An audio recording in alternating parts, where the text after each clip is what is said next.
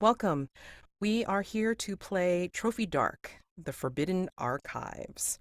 Um, I'm Mads, she, they pronouns, and I am here to get practice on running Trophy. I've played it a bit and I really, really love it. And I'm hoping that, to try different incursions to run as well as get to play eventually. And again, just really enjoying this game. So, with that, let's go ahead and get our other players introduced, which is great. So, I'm going to start from the left side of my screen with Gabriel. Hi, I'm Gabriel. You see they. I'm actually a contributor to the trophy books. I've had a lot of fun writing stuff for it, but I don't get to play it. I'm usually running it. So I'm just really, really excited to make the weirdest possible character and let the worst happen to them. So glad to be here. And as humble as Gabriel is, he is the one that wrote this incursion that we'll be playing today. So hopefully, I feel I can do it justice It's the running it. best thing because you never know how it's going to go. So I'm so excited to see what happens. Yeah, me too. Yeah. So, and then Sandra. Okay, hi, I'm Sandra. My pronouns are she, her, and for a very long time, okay, about 1.5 years, I thought that that I would never get to play Trophy Dark because every time I signed up, something happened. I got a migraine. The people who wanted to run the game had something else coming up or um, things like that. But then about half a year ago, my curse was broken and now I can play it. And I'm looking forward to it, to do it again and again, because I like it a lot. And it's wonderful to have you. David. Hi, folks. I am David S., he, him pronouns. I have played 2 trophy incursions before this. In the first one, I believe I was liquefied, and in the other, I succumbed to a school of hungry fish. So I'm very excited to see what fate lies in store for me on this one. And last but not least, Robyn.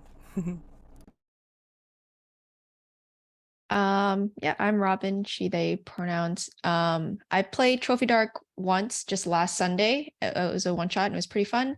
And I've just been really like fascinated with the system, so I'm really excited to play again. Awesome. All right. So, we are playing this game under, the Open Hearth gaming community's code of conduct, which also includes CATS, which stands for concept, aim, tone, and subject matter. And we will also have safety tools available for all the players and myself, which I will explain as we go along. But to start, we have our concept, aim, tone, and subject matter.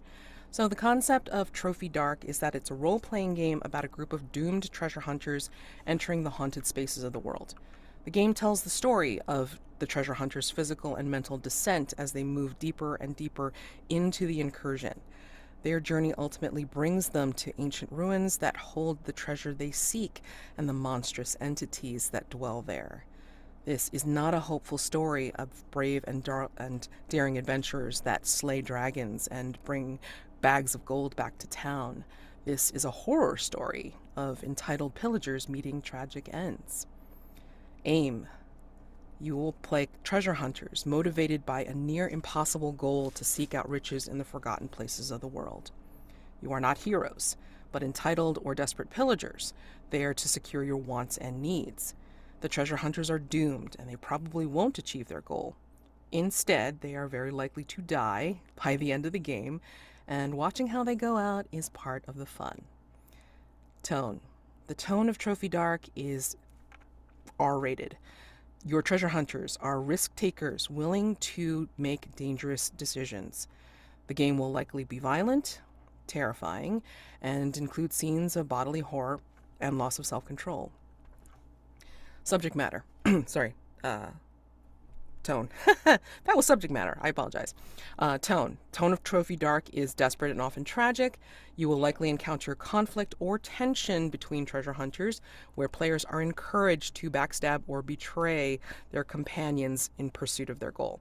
Okay, and then subject matter I just went over, which leads into our, excuse me, our safety tools that are available. So we have X card. So if anything comes up that's objectionable in an unfun way, you will go ahead and make an X in the video with your arms, or say X card, or even write X card in the chat.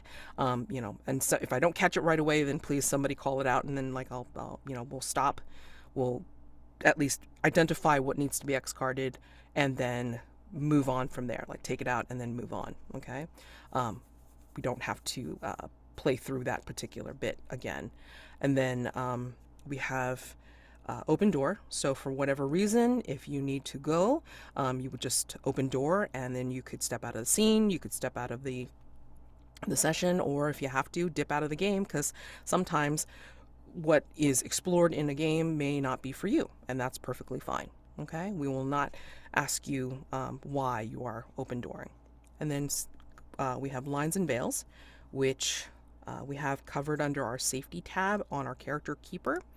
And lines are some things that won't be crossed, that will not be part of the game whatsoever. It will not be role played, it won't be mentioned, it just is not existing in the world of the game that we exist in. Right now, excuse me, the lines that we've marked are child sexual abuse, harm to pet domestic animals, harm to pregnant people in pregnancy, homophobia, transphobia, intimate partner violence, racism, sexual assault, sexual violence. Veil is something that may come up to be present, but won't be interacted with. Fade to black may be mentioned, but again, will not be role played fully out. And those in this particular game will be graphic injuries and gore, harm to children, sexual content, and torture as veiled. Okay. We do also have an ask first column. So again, if you're unsure and you just want to make sure that it's like, you know, you don't cross anybody's veils or lines, this is just check in and say, can I mention this? And we have an ask first on graphic violence and self-harm with intent for suicide. Okay, so we want to make sure that everybody is feeling safe while exploring horrific scenarios as much as we possibly can. All right, so being considerate and aware of each other. Okay, and then one more thing that I forgot to mention. Yes, gameplay with Trophy Dark, or Trophy as a system, is highly collaborative and improvisational. Players have a lot of say over the world itself and can introduce story elements that no one, not even me as the keeper, was expecting. Play moves between fiction and metagame frequently. Game runs best when everyone feels comfortable offering up their ideas. Uses six-sided dice of two colors, light and dark, to determine the outcome of risky actions, which there usually is a lot of in Trophy. Okay, so I think I've covered all of the bases for the game itself.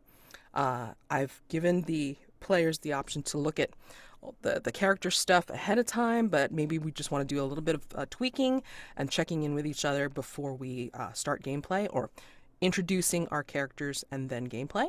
So I'm going to pause the recording, go over the characters, and then when we come back, we'll go ahead and introduce who will be engaged in the incursion. All right, so let me go ahead and pause. Okay, and we're back. Before we get into character introductions, I just want to, yes, Trophy is a lovely system, but again, it's all about the horror, because the content warnings for this particular incursion are body horror, confined spaces, dissociation, heights, insects and spiders, mannequins, and surveillance. Not to say that all of these things will be included, but there's a possibility of such happening, and possibly even more, because again, we play to find out, and who knows what the players will introduce into the incursion itself. So I'm excited. And with that, let's go ahead and introduce the characters that will be engaged in this particular hunt for their treasure.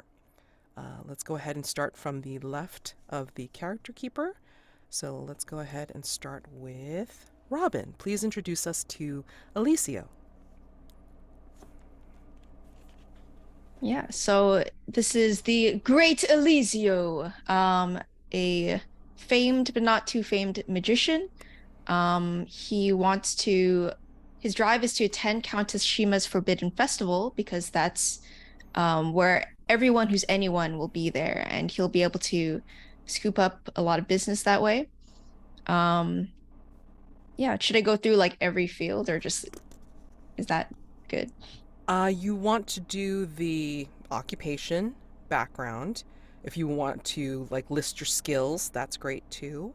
And you've already did your drive, and I'd like to hear about the rituals you picked. Okay. So yeah, occupation magician. Background is the unmasked Feyborn, which gives me skill in illusions. My other skills, or the magician skills, are performance, rituals, and trickery. And then I chose 2 additional rituals, sever, which is you can detach and reattach a body part and still control it while removed. I imagine he did a lot of, you know, that trick where you get sawed in half, but he actually did get sawed in half. So that's fun. And then I also have Mirage, which is create an illusion that is obviously fake only on close inspection, which is handy for magic as well. Awesome. All right. Let's go ahead and move to Sandra. Please introduce us to Ifori.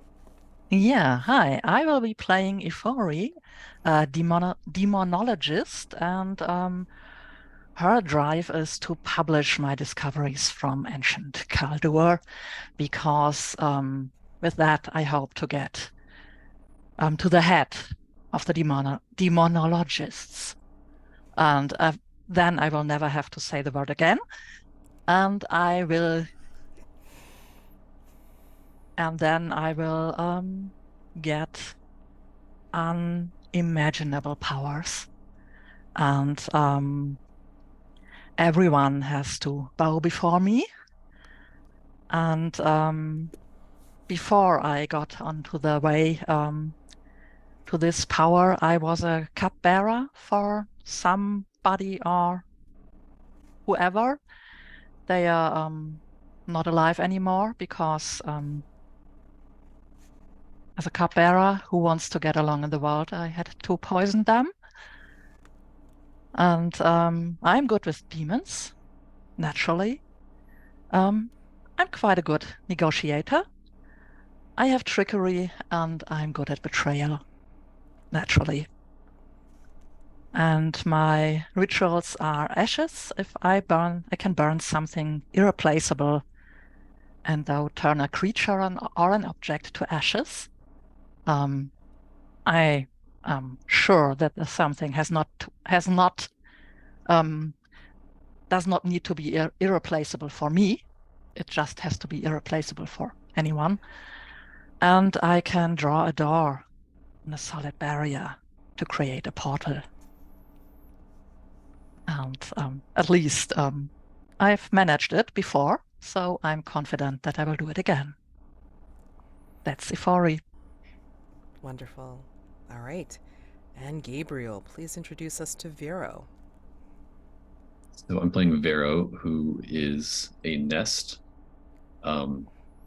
which gives him skills in coordination, rituals, and vermin. And I'm interpreting vermin as insects, not rodents necessarily.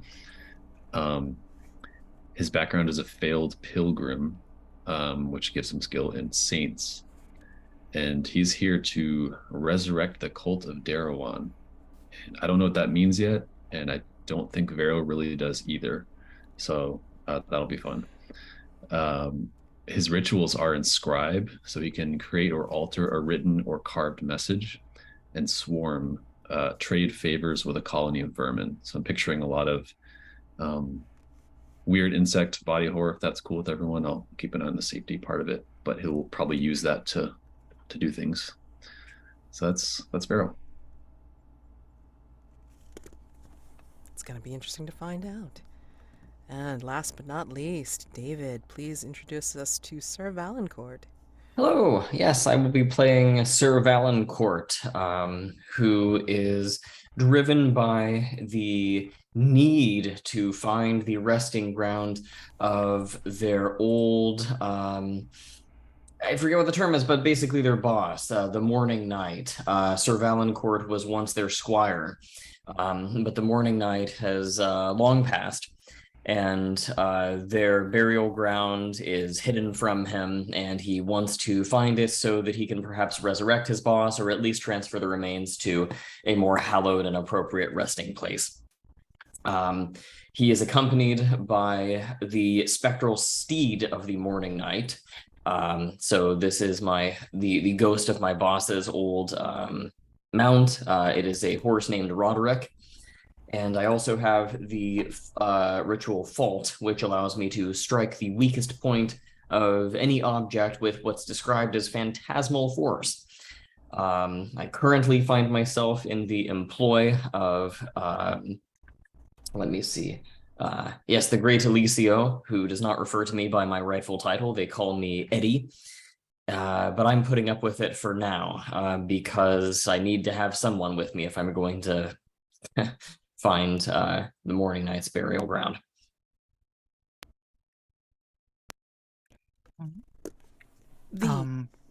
May I ask a question? Go for it. David, do you know how, when, and why the Morning Knight died? And whose fault was it? I can come up with something, but if you think it would be more interesting to leave that to a twist, we can do so. I mean, it's a great question, but don't worry. I will be asking these questions again because of what is going to be coming up in the incursion when I introduce it. Okay. So yeah, I'm excited to have questions answered or have you all ask each other questions. So with that, let's go ahead and dive into the incursion. In general, at least for the early ones, if I recall correctly, trophy incursions usually started with a poem. In this case, this starts with a scenario. The lost Azure Archives of ancient Kaldor are the subject of much speculation. The mysterious keepers of the archives long ago locked their secrets from the world outside. They say any knowledge can be found there, especially those writings deemed too blasphemous or revolutionary by various authorities. Grimoires of raw elemental power lie chained and sealed through techniques lost to all but the most practiced arcanists. Those who claim to have entered the archives report that the entrance is forever changing, opening only in places of power at particular moments in time. Entire cults have formed to seek these entrances, each with their own prophecies. Miraculously, you and your fellow treasure hunters piece together an exact time and place when one of these entrances will open. You have done terrible things to come by this information, but it is a small price to pay. If the rumors are true, the right tome or scroll could grant you a luxurious retirement or clear you of a heavy debt. But perhaps you seek something more. And with that, you all find yourselves waiting at the entrance, or to see the entrance, of the Forbidden Archives. The treasure hunters have learned of a precise place and time when an entrance to the Azure Archives will open. There is a table, but I'm curious. Amongst you all, where have you agreed, and when do you think the door will open?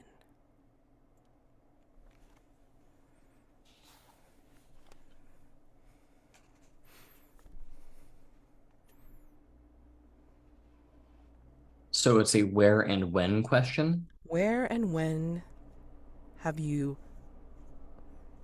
decided amongst yourselves this door will open?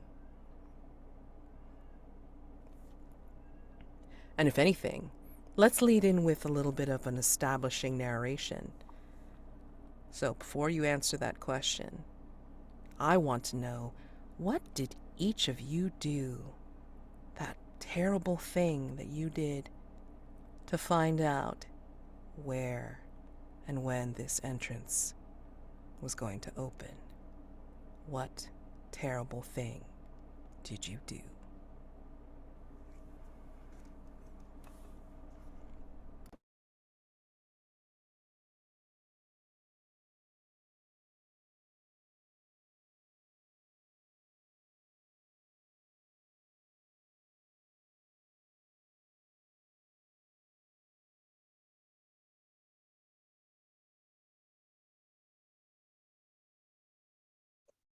I'll say that Vero disposed of an archivist.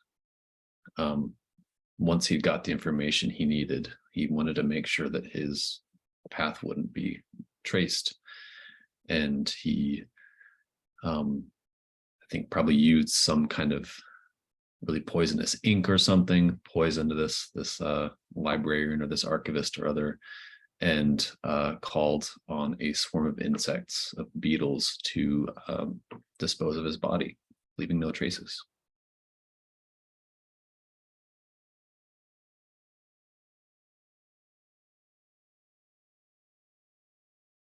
And Ifori had to desecrate the shrine of the martyr of the holy path to find the information where this where the opening would be, because it was kept in the shrine, and that's not that was not completely true, but she got the information about who took it before her, this information, and then had to hunt them down and kill them. So she had to desecrate the shrine and kill someone who was a bit faster than her.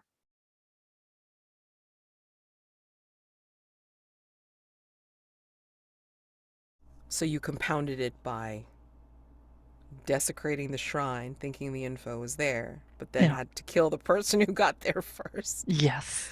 Okay. All right. And you are a demonologist, eh? Yeah. Excellent. Okay. I have a question for Elisio and Sir Valancourt. Did you do the terrible thing together, or did you do separate terrible things to get information? Let me double check safety real quick. Okay.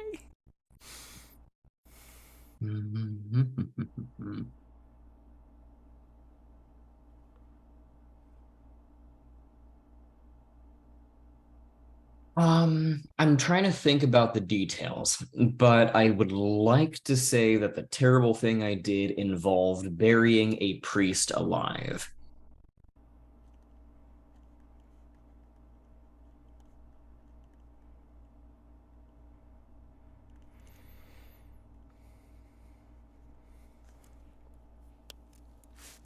Perhaps this particular priest was the the abbot of a cathedral that was most dear to my kingdom, and he alone had possession of the archives location, at least to the best of my knowledge. And I go to collect it from him or to ask him about it. One thing leads to another. It goes really bad, and he ends up getting. I didn't want it to end this way, but he just ended up getting entombed in the catacombs and crypts amongst dead saints.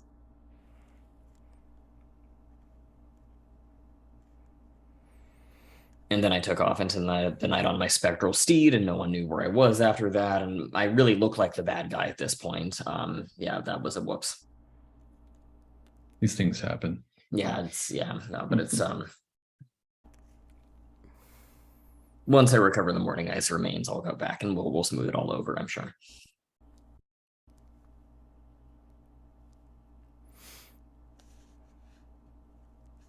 So for Elisio, he was doing his classic sawing someone in half trick with a volunteer that he picked specifically because he knew they had the information, and threatened to really saw them in half unless they told him the information.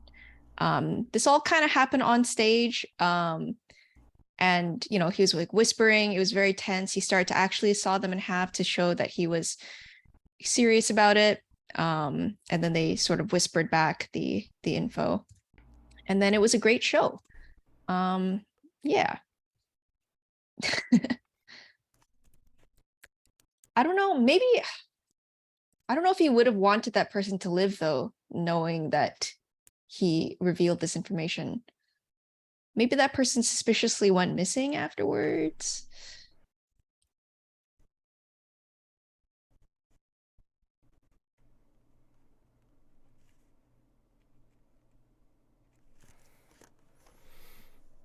And of course, I watched way too many horror movies.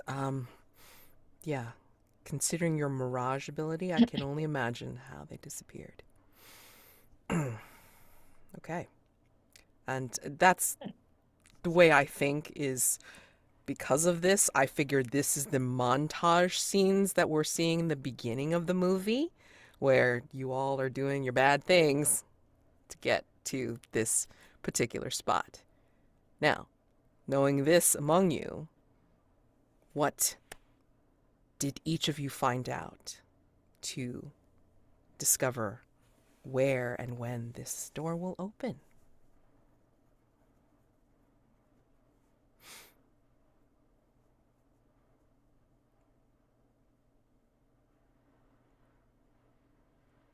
Well, can we start with night, maybe? Sure. Okay. I think one thing that might tie in a few of these characters' drives might be like if it is somewhere in the forest or related to a shrine. Maybe it's a special place in the forest.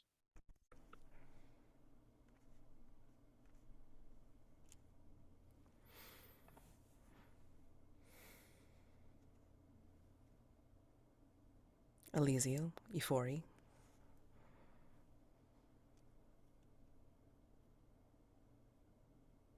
Yeah, maybe with the shrine also there might be a connection to a feast day of a saint or a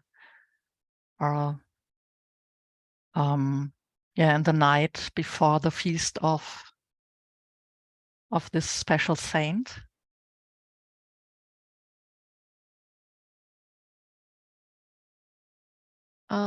Maybe it could be like a specific time of night where the stars are like in a very specific position in the sky. Mm.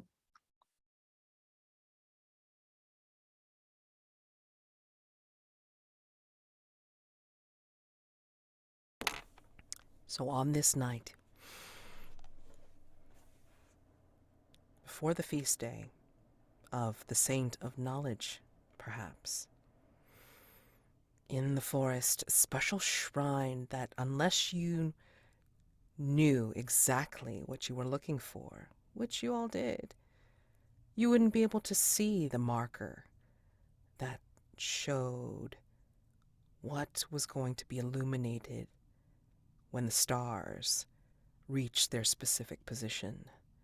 And I think with a creak and a groan, as you all find yourselves at this particular place, I think the door to the Forbidden Archives opens as a viney, dark, damp maw in the ground. And when the door appears, you encounter a guardian of these Azure Archives, a mannequin servant formed from pieces of antique furniture and ornamental armor. The servant's appearance is worn, and its speech and movements are stiff and humorless. You don't need to be here. You do not. You cannot enter.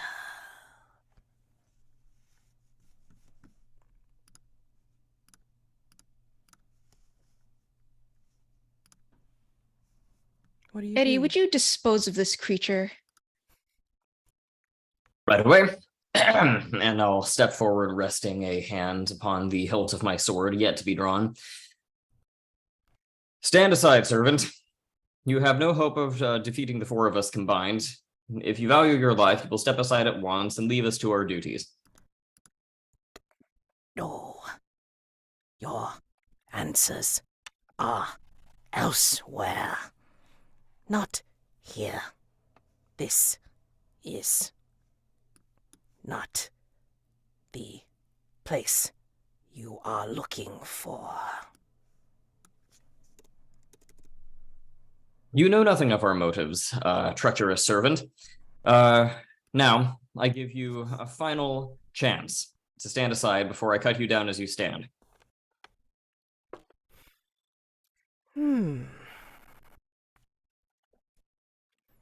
Again, this is a large mall, and it's leading down, I would say, into a tunnel.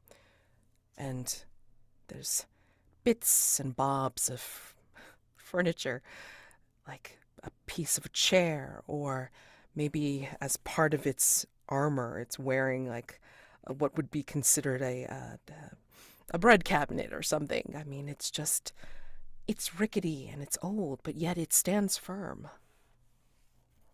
And it's larger than you, with pieces that look like it could topple and overwhelm you as easily as, well, falling furniture.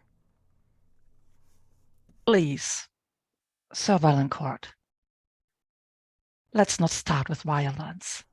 Let's start with our words. My good friend, I try to speak to this, whatever this creature might be. How may I call you? How may I address you? I am the Guardian.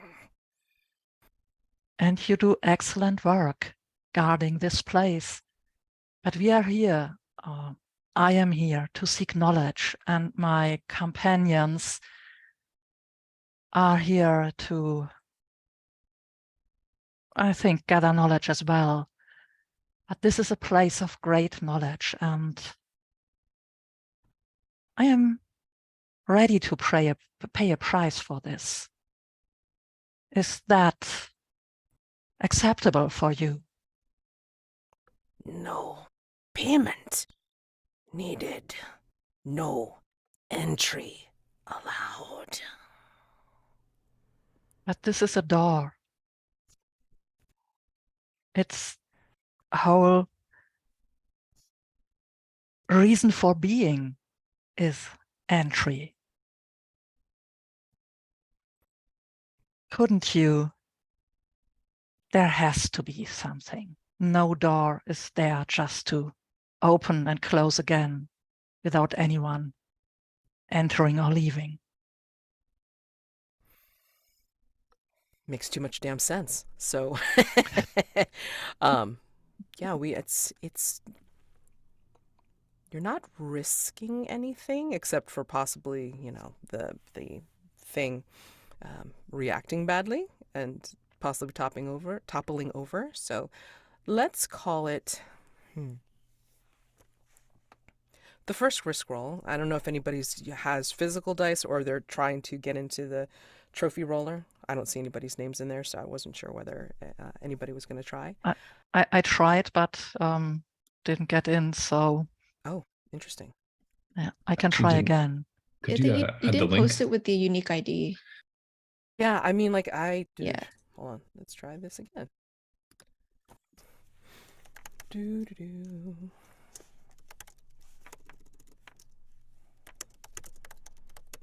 because I can open up another room, like a room that's already been opened, but it's going to look real messy. So let's see. Yeah, it just gives me the same code, which isn't very much. Let me try posting that into the chat. Yeah, see if you can get in. Okay.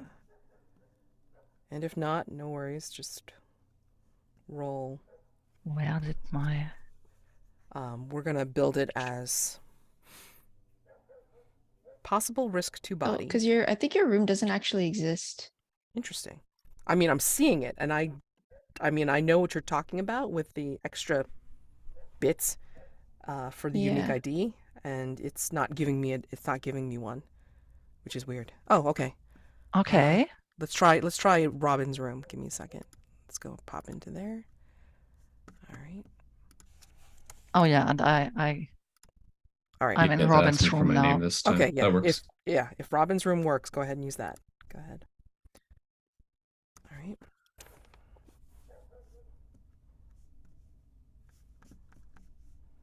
So, trying to get in there. Sorry. Okay.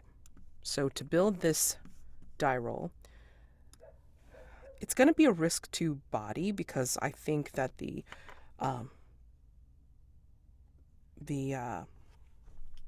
Guardian is probably going to try and, in the face of all this logic, it's probably going to react badly. So let's just say risk to body. So that's the dark die. And then for the light die, you're using your skill of negotiation, Yes. I'd imagine. What could go wrong with this? Anybody can offer up, like, what could possibly go wrong if Ifori doesn't convince the Guardian to move aside? What do we think? The gate closes too soon, like we lose time. Yeah. An early session, I guess. Okay, that's one. Let me see. It could attack her. Yes. Okay.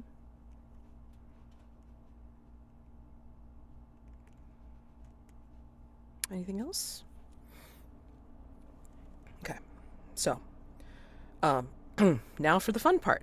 You get a second light die if we offer up devil's bargains and you accept one. Now, I want to bring this up front because people tend to forget. You don't have to accept any devil's bargains, but it always seems to be fun when you do. The devil's bargain, doesn't matter which one, will get you that second light die to give you a fighting chance success. Okay? So, devil's bargain. And the way we consider this is no matter what. You always preface it with no matter what, regardless of role, this will happen. Okay? So, a devil's bargain for Ifori.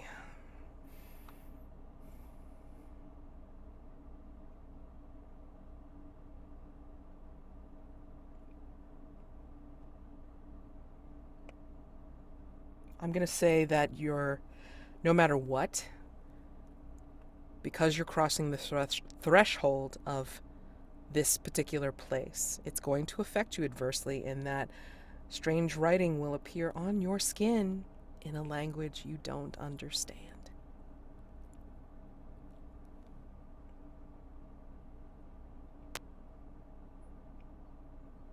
Tempting. No matter what. Anybody have any other devil's bargains to offer? No matter what, one of your memories is altered to do with your discoveries of ancient Kaldur, and you will start to doubt if it's a false memory or if something has changed. Oh.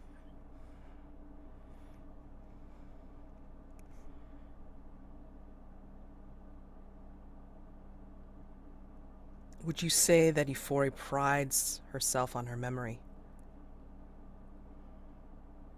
Not in general, but yeah, for her special project, definitely. she's sure in her knowledge up to now. Yeah, and I think that's a really tempting devil's bargain. Anybody have Anything else? Yeah. Anything else? Okay. I can't top that. I'll respectfully abstain.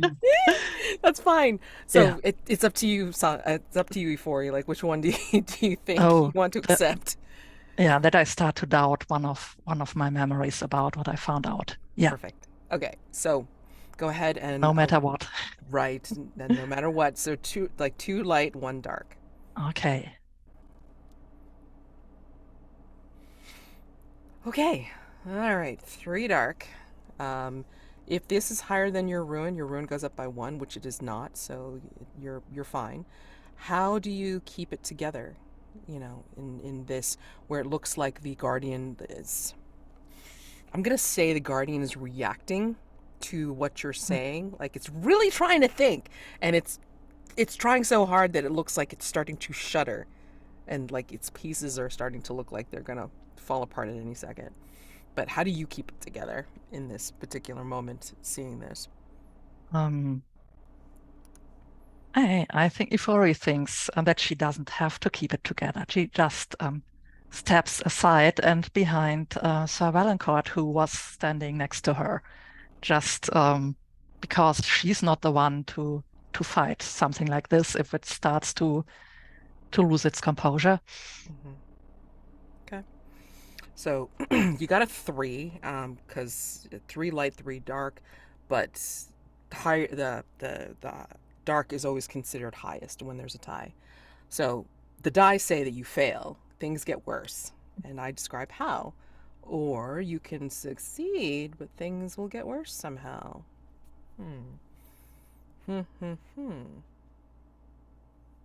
So I'm going to say that yes, you succeed, and the guardian is just so what? My purpose. No. Purpose. Wrong. I guard a door. This. No. Entry. But I guard a door. And it starts to talk in on itself. And the pieces start falling apart.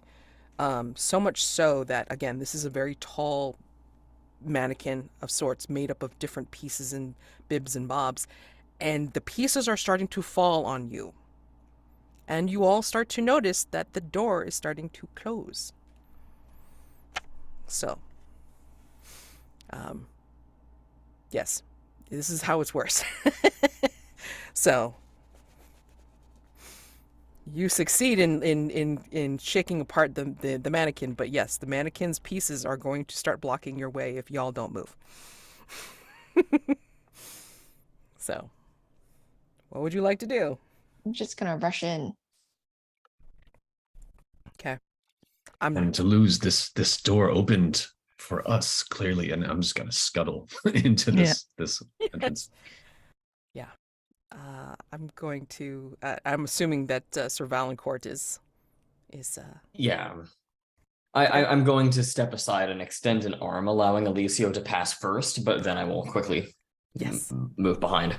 Absolutely. I'm going to say that because of this wonderful wreckage and near miss, then I'm going to ask for funsies that everyone make a ruin roll. Go to the die roller and just hit ruin to roll. Less than 2, less than 3, less than 2. Awesome.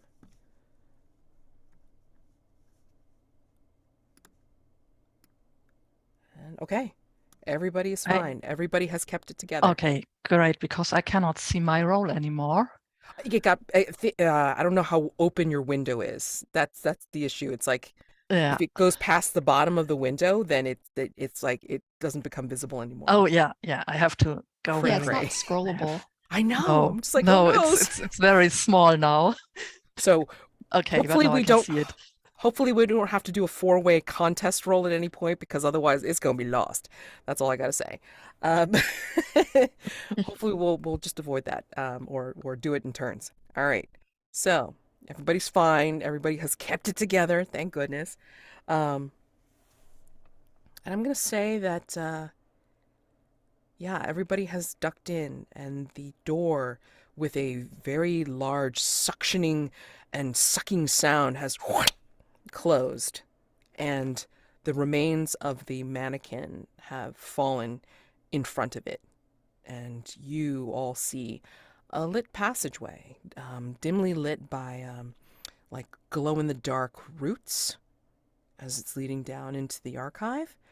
But before you do, I think you'll notice that in the parts of the mannequin, again, made up of different things, visible within the shelving that made up its chest, there's a small number of books and crumbling scrolls.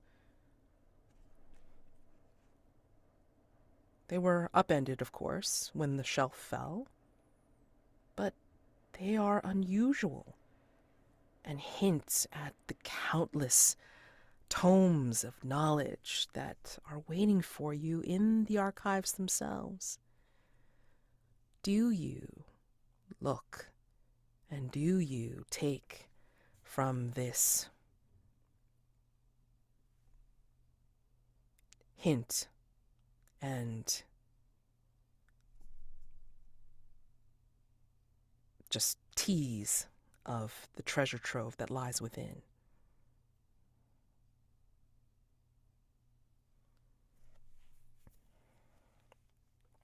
I will. Okay. What do you take, and what at cursory glance, what is it? Is it a book or a scroll of, what is it? Scroll. Mhm. Written in a tremendously old and virtually unreadable form of the language that I do speak, kind of difference between current English and maybe old English. Mhm. So it's virtually impossible to read. But that doesn't prevent me from understanding it, interestingly. Maybe it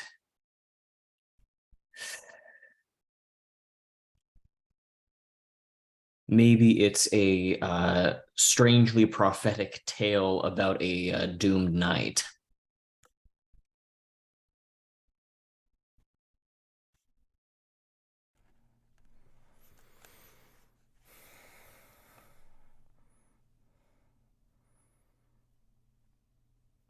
I'm quite sure that I read somewhere not to take anything that I find right after I gain entry to the archive.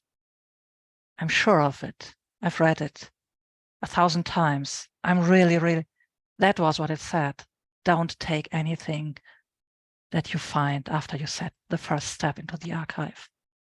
Or was it, you have to take this? This is the one thing that will lead you to your, what was it? I was so sure. I take one of the books, but I don't look at it right away. I have to think about it. I have to think if it's good to read it, or if it's better to leave it unread.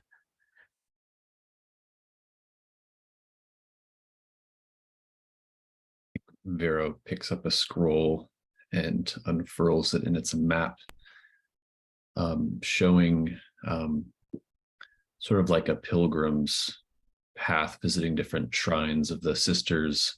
Most of them are sort of the more well-known saints. Some of them, on newer versions of this scroll, they wouldn't show up anymore. Maybe they're outlawed or they've been forgotten.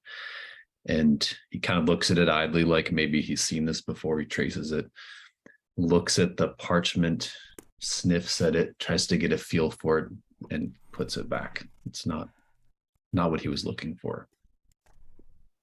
You put it back on the Mhm. shelf? Yeah. Before you do, I have to ask. You were, or your background, is a failed pilgrim. How did you fail?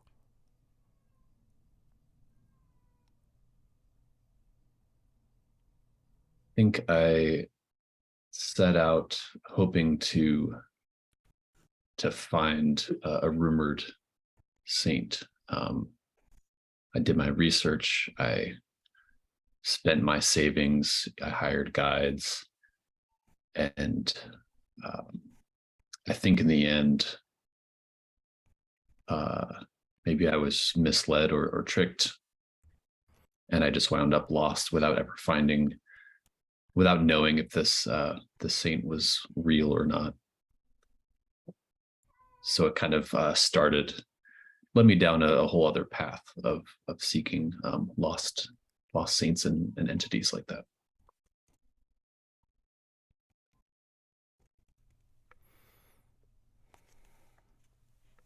Elisio, do you take anything?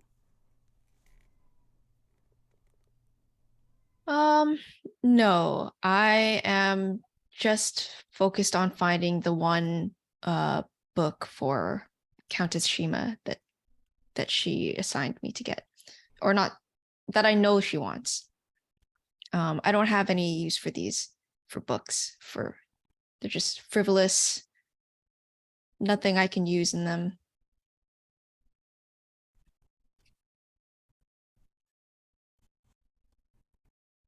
She specifically asked you for something here. Is it your ticket to get into the Forbidden Festival? Yeah.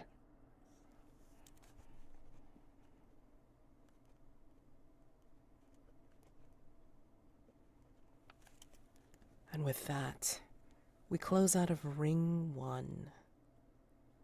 Trophy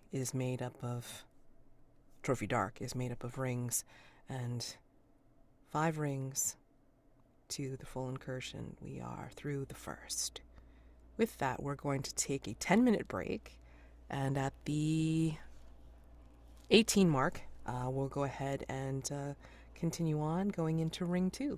All right? So, see you in 10.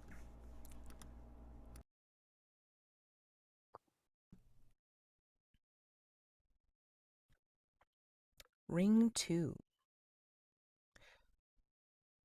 As you make your way down this sloping tunnel, and you turn away from the mannequin's remains, there's a slam behind you as if something else happened with the entrance to the archives.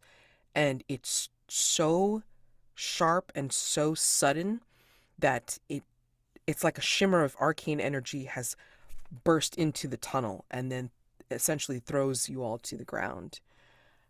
I think when you get your bearings and then you start feeling around the floor of this tunnel and trying to push yourselves up, I think you'll hear the crackle and the whisper of dry paper. It's layers upon layers of crumbling parchment underfoot. The tunnel is still dim, with these makeshift glow-in-the-dark sconces in the walls. Doesn't lead very far, though, because I think you'll see just a few meters down, I think you'll see what looks like old books. You'll see a shaft leading into a bigger area of old books and shelving, going from floor into wherever the ceiling is. As you make your way down into this shaft, it is a long tunnel leading upward, and all you see from floor to wherever the ceiling is just books piled on each other, maybe on their spine, maybe stood upright. But they are all here, dusty, some covered in cobwebs. And just as far as the eye can see, circling upward on these shelves. When you come into this particular tunnel, it's almost as if the tunnel is reacting to your approach. As it shifts, you hear what sounds like crumbles and dust. If this was made of rocks, like you might have rocks like gravel, like start to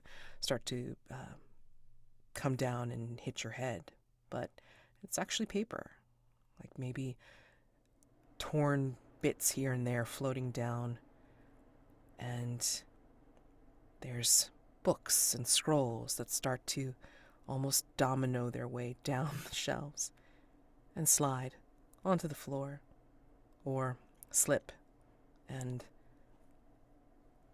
draft down towards your heads. And this is from all sides. There's like a lot of weight here. These falling books and papers. The dust is thick. And so thick that I think it starts to create this mist that swirls around you, threatens to overwhelm you.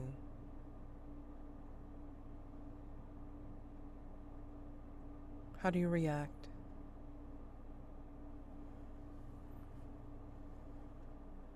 I draw my sword. A lot of good that'll do me.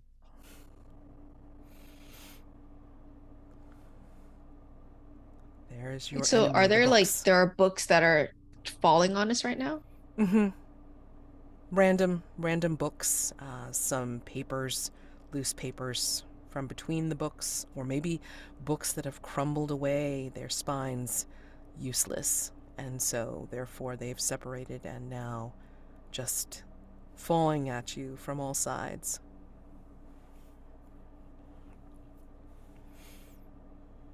I'm gonna duck behind Sir Valancourt.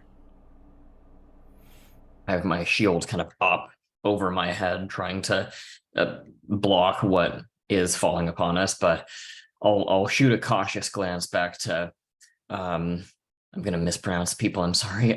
Ifori and Vero. Mhm. I shoot a look back to the two of you, implying that this kind of thing is a little bit above my pay grade.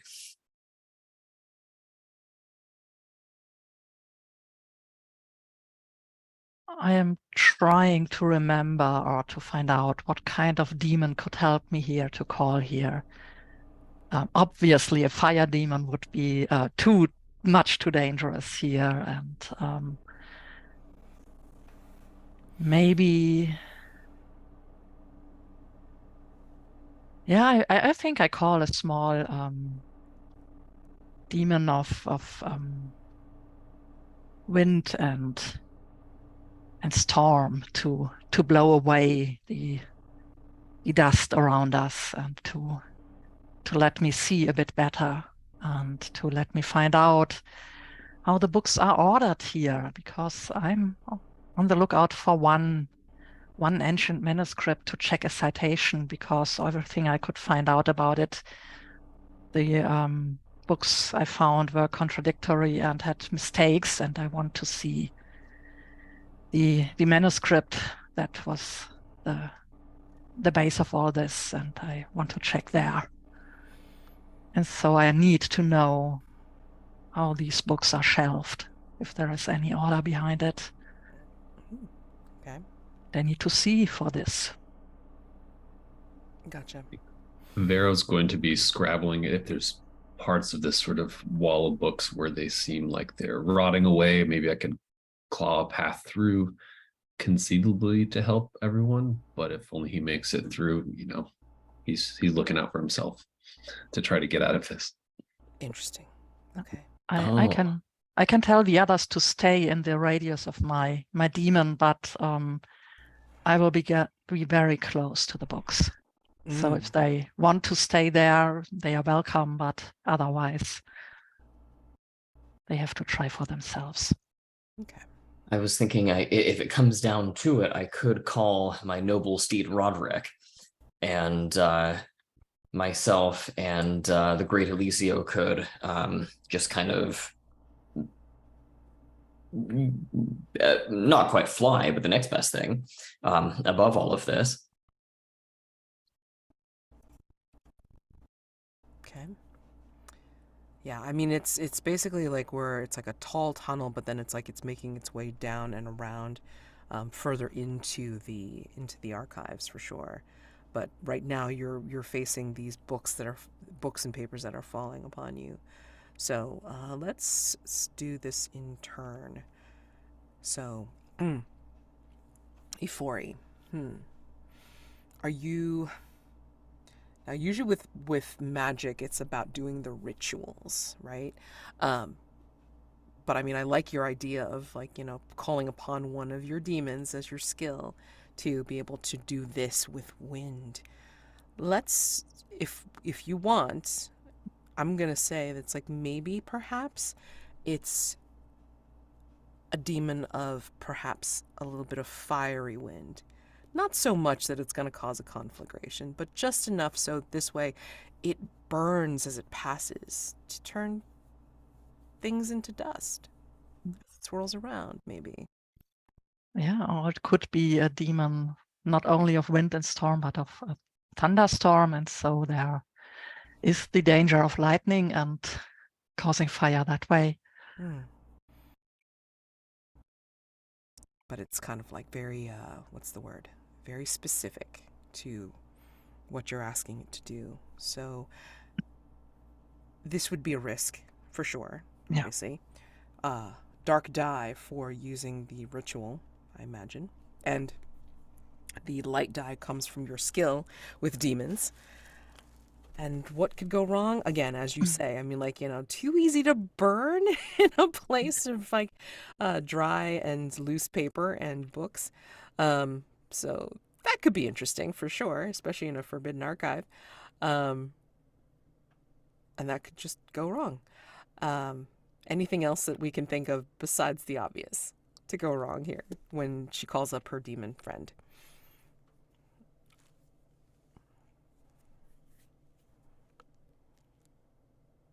Separate members of the group. Fall and create a new wall accidentally.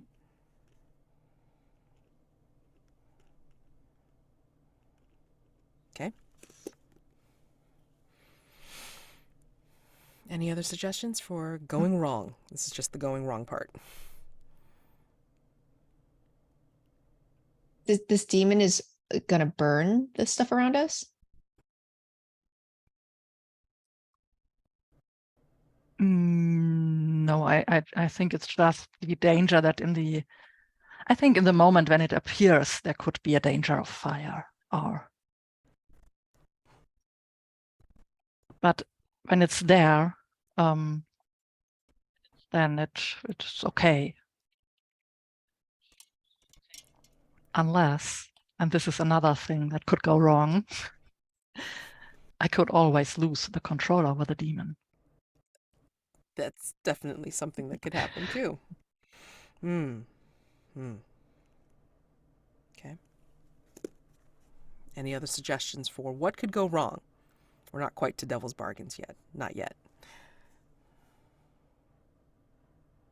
Well, if it's gonna burn stuff when it appears, then it could, like, everything around us is very flammable, it seems. It could just start a giant fire around us.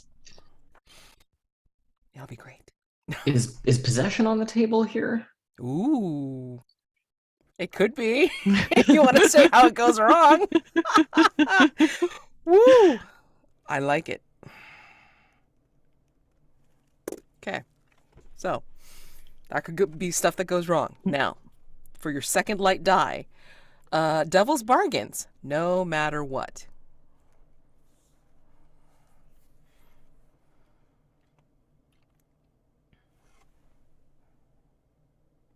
I mean, there's the classic, it's in the name, right? The demon demands payment.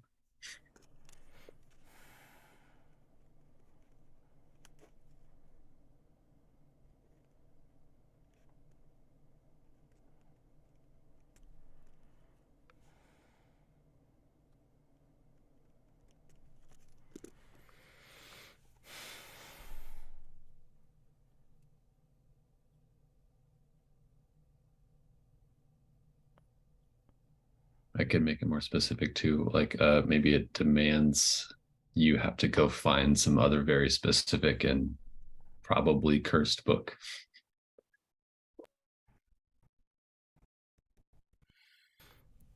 I'm gonna say no matter what, I'm gonna build on the first one that Gabriel offered, which is, I think no matter what, the demon is going to ask that you burn, or ask if it can eat, which means burn, one of the secrets that you were going to publish about Caldor.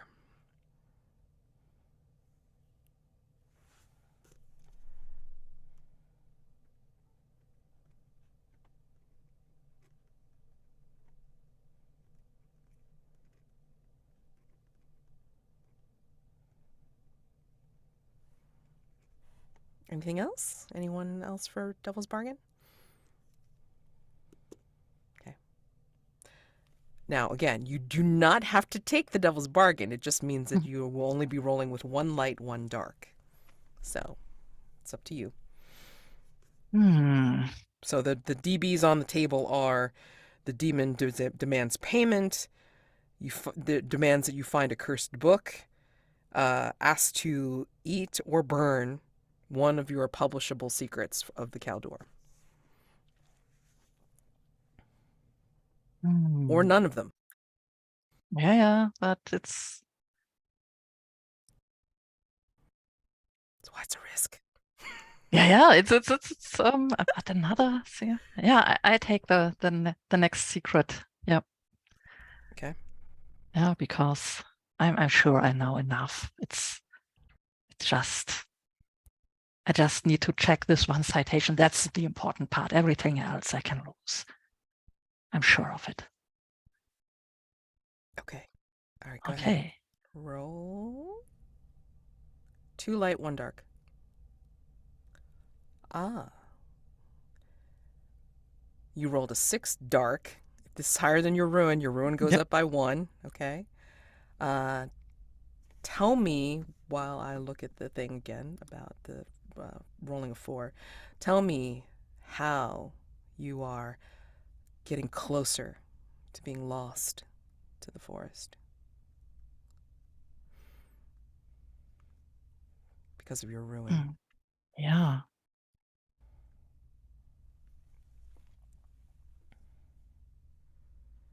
Yes. I find in myself the absolute conviction that I am so close to what I need. It's almost, I almost have it in my hand. Just one more step. And I don't care about anything else anymore. I just need it. I'm so close. Just one more step.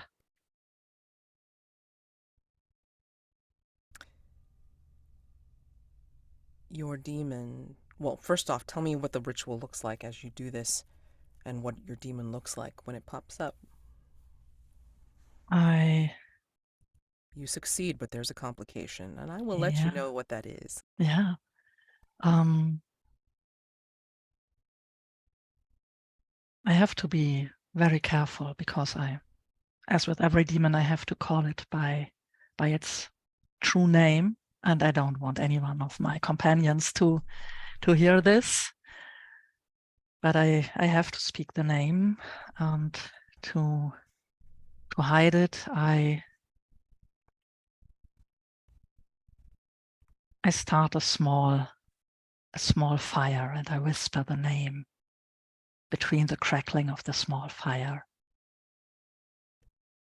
And that's almost all I have to do for this ritual. I just have to hide the syllables I'm speaking.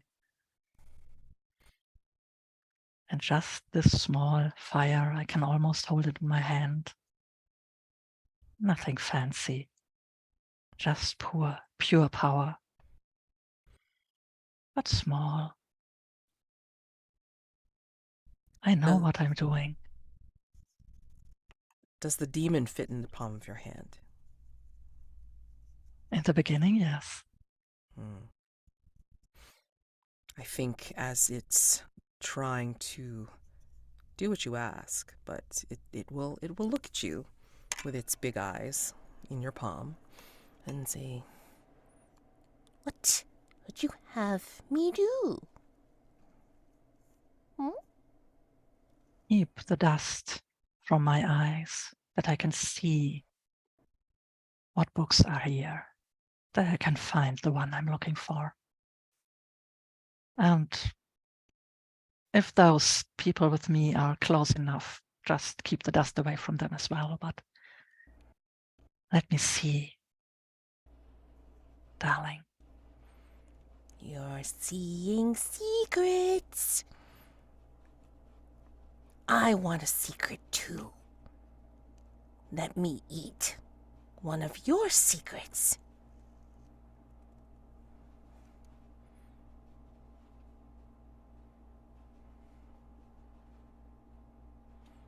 I called you by your name. You can eat one of the names of the ancient house here. Is that enough? Yes. And I think what it's going to do is it's going to grow.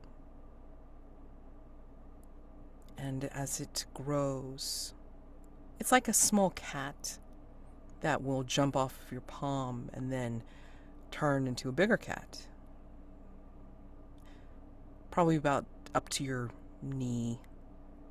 And it clears a path in its own way. Like it is made of dim glowing flame, but doesn't seem to give off heat, at least not yet. And one of the things it does as it smiles its wide smile and eats a secret, I think, Sir Valancourt, I think you'll see this coming from Ifori's hand, turning into this larger cat that is seeming enough to clear the way. You can start to see the shimmer of heat, like almost burning away the dust to make it easier to see. But what you see it do is it takes one of these pages in its jaw, before it burns it, and what it says is written on the top, the name of your master, not the great Elisio, but the name of the morning night. And it burns just as you catch the name written in calligraphy on it. May I react? Yes. I would like to try to kill this thing. Since it is not a monstrosity of trophy, sure. Wait, hold on. Can I because I think Elisio sees the whole demon exchange as well. And I think as like you probably Valancourt like draw your sword or something, and I say like, wait, I also want to ask the demon, you demon, I also want to know where the whereabouts of a certain book. Will you tell me if I give you a secret? Interesting. Do you stay your hand, Valancourt? At Elisio's request. I do, unless this thing tries to get away. If it tries to scamper off into the stacks or what have you, then I'll take off after it. But if not, then I'll simply say, my good Elisio, I suggest you still your tongue. The chivalric order to which I once belonged dealt with many of their kinds, and I assure you they are not to be trusted. I think the demon's wide smile gets even wider at that, but sure. I mean, it hears Elisio and smiles and says, secrets are my specialty. But to get it to do what you ask, you may want to, well, what would you say you want to do? If anything. Well, does the demon seem like, yeah, like it agrees with this? Seems like it agrees. Yes. But Okay. I think it'll then I want to. Oh, I think it'll come over to you and look into your eyes with its own wide eyes. Secret first. And I think this will definitely require a risk roll if you are planning on, well, okay. you know, trying to trick it or bargain with it in any way.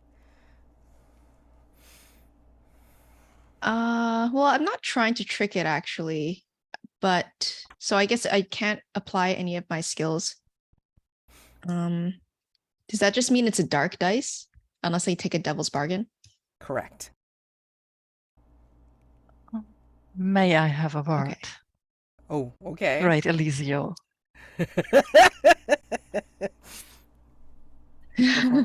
Go for it. Yes, Ifori? Just a warning. If you don't know the name of my darling here, it will be very hard for you to hold them to any bargain you strike with them. So at least try to get what you want first. They will get their payment anyway, but don't pay them first.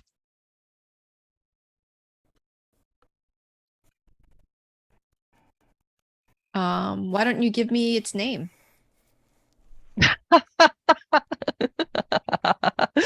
Sorry, no.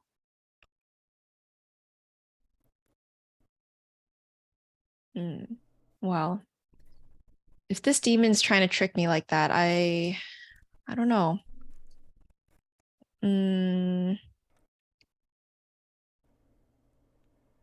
I guess like, yeah, I guess I'm assuming the demon maybe heard this, and I just give it like a glance, like, is this really what you're gonna do? No fooling. I think the demon is just going to shrug as a cat would shrug and say, I am a demon after all.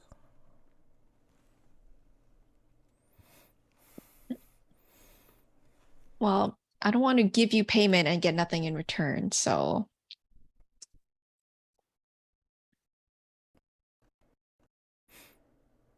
I don't know how I can convince it.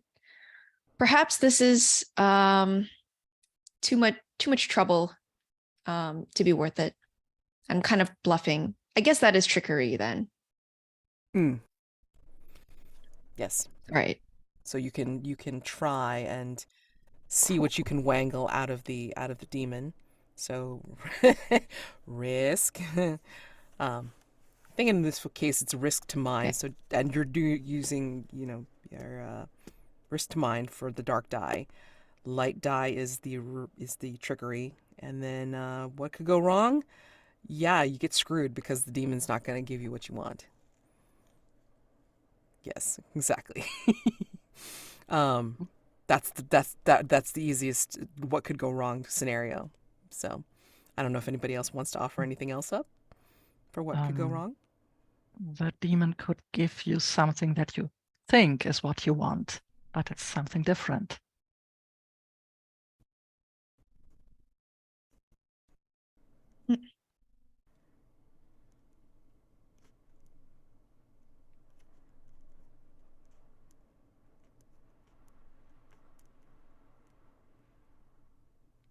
Okay. Any other what could go wrongs? I guess the demon could just realize like, oh, maybe I can get more out of this situation and kind of get a little greedy. Might think that the rest of us are gullible or something. True.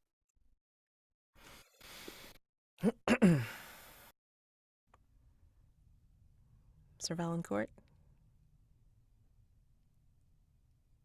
Nothing comes to mind Okay, that's other fine. than the aforementioned possession. Sure. I mean, when in doubt, possess, of course. Oh, that's gonna be fun. So fun. All right, so now we're on to Devil's Bargains for that second light die, no matter what.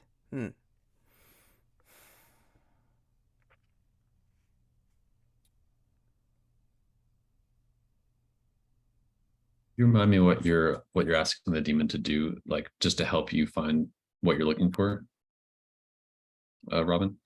Yeah. Gotcha. Okay, cool. Yep.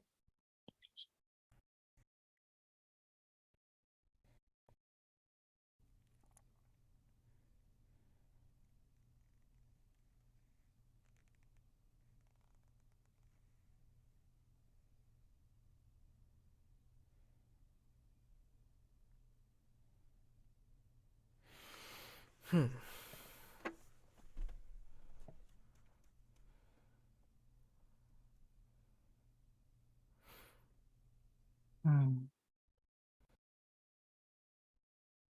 The demon will share a secret with you for free. They will tell you what the Countess Shima really thinks about you. Ooh.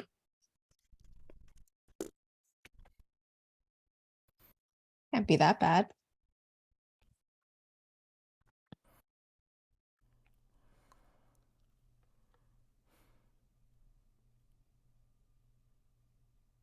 Before I offer up my Devil's Bargain, question. Why do you want to go to a forbidden festival? Not just Countess Shima. Oh, But- it would.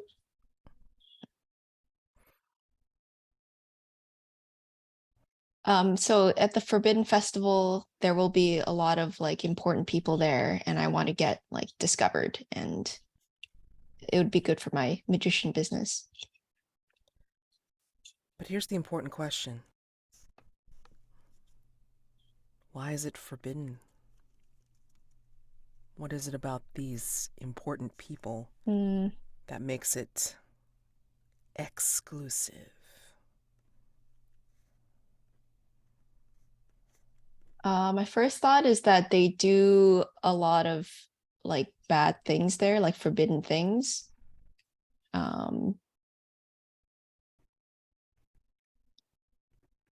Yeah,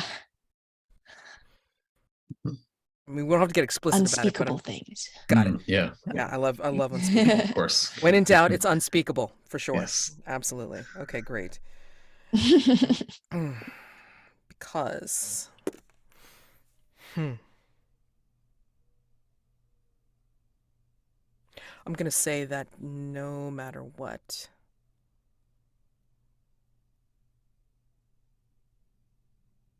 oh, I can't do that. It's just too hard.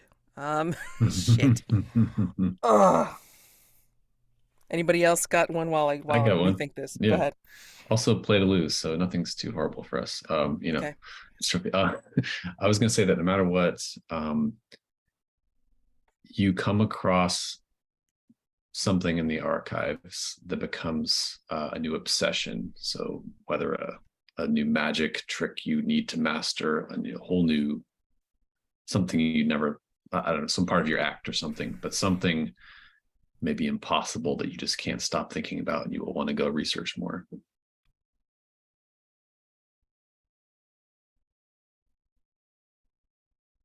A new obsession. Sounds good, yeah. I think no matter what, when you get your information from the demon, I think you will become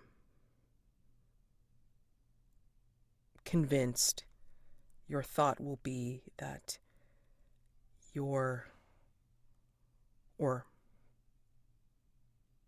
building on what Gabe said, that the trick that you're going to learn needs to incorporate the forbidden, unspeakable things that they do at the festival.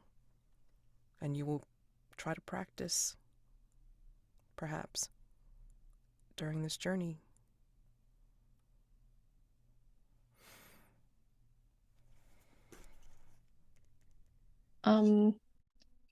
And again, you do not have to accept any David, did devil's you have one? bargains.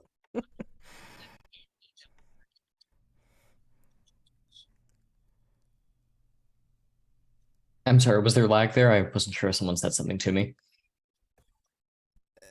It's lag that's probably I coming just asked through, if Robyn. if you had one. Oh, goodness. Yeah, I have a lot of lag. No, that's Everyone's okay. lagging for me. I wish I was contributing more to these devil's bargains. They're all so good. Let me double check your abilities and drive here. Mm-hmm. When in doubt, whenever you want to come up with a devil's bargain, always appeal to either the background or the drive. Usually the drive is usually the force that motivates. Could you repeat what unmasked Feyborn refers to for a background?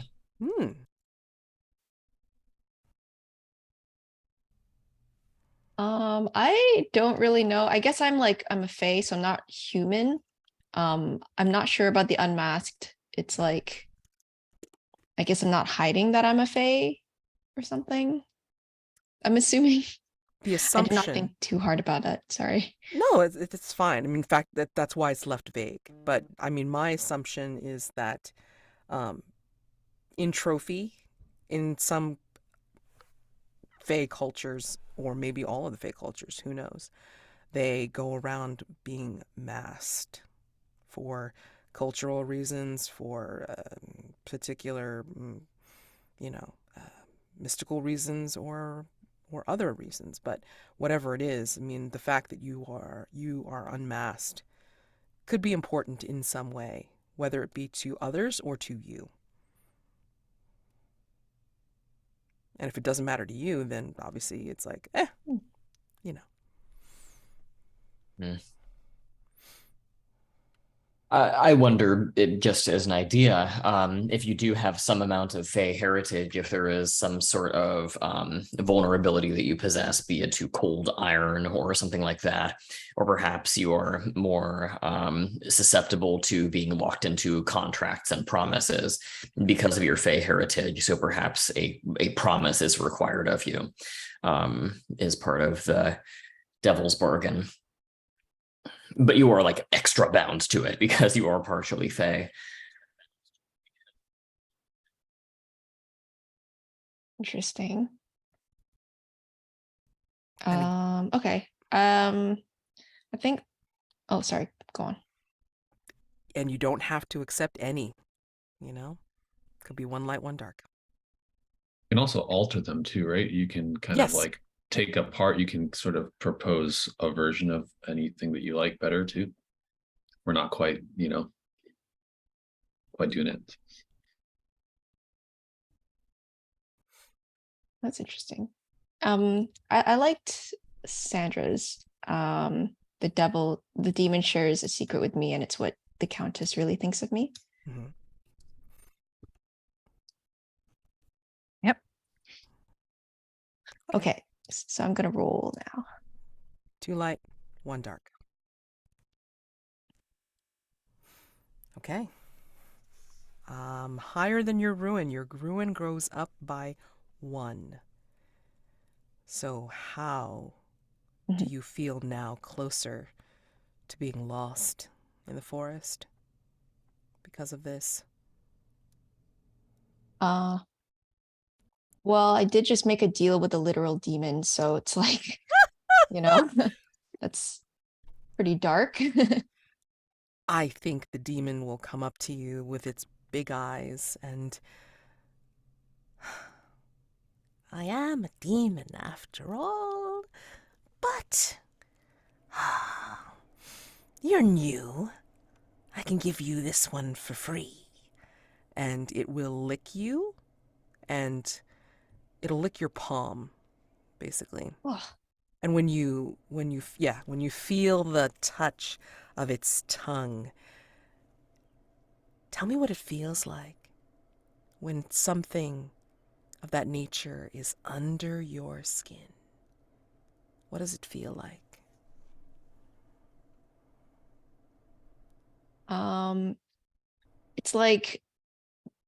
it's like when a cat licks you, so it's like kind of like sandpaper, but at the same time burning like fire. And at the same time somehow slimy.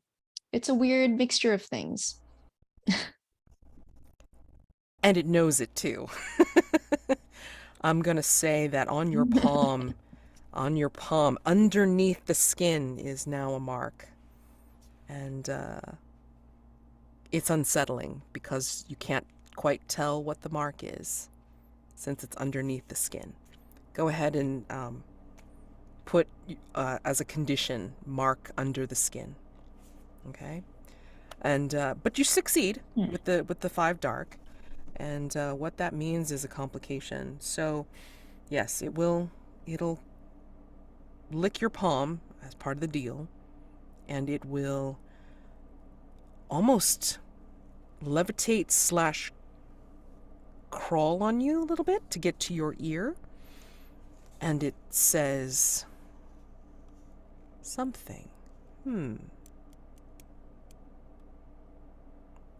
I think as it says what Countess Shima really thinks of you, I think a roaring flame like surrounds you all as it does its clearinghouse of a path through this tunnel, down the tunnel, and you start seeing like these wisps of the dust, burning motes in the air. You're starting to see papers and books start to fall with flames, coming from them. A path is being cleared. And the demon tells you what Countess Shima thinks of you, but I think it's complicated by the fact that the roaring of the fire down this hallway is pretty loud now. So, yes, now you are all surrounded by motes of embers and flame. So I didn't hear the secret. You did, but it's kind of now like in your memory rather than actually being heard because of the roar of the flame. Don't worry, we'll get back to that. So, Okay. I'm going to ask everyone as they're going down this corridor, like as they're making their way through the slowly the quickly burning detritus and making their way down through the tunnel that the demon is clearing. Why are you still so sure that you'll find what you seek here when everything else seems to be ruined and worthless? This is a question for each of you as you make your way down this tunnel, this hallway of books, burning books and papers. Why are you so sure you'll find what you seek?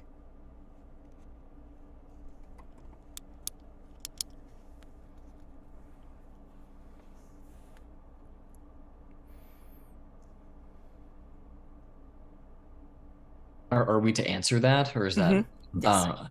for me? Because the abbot, whom I unfortunately buried alive, could not be wrong. He was an honorable and just soul, and the notes which he so meticulously compiled pointed here. And even if to my eyes everything seems lifeless and ruined, that must be some sort of illusory glamour designed to ward off people who would otherwise continue to penetrate farther in. I will not be fooled.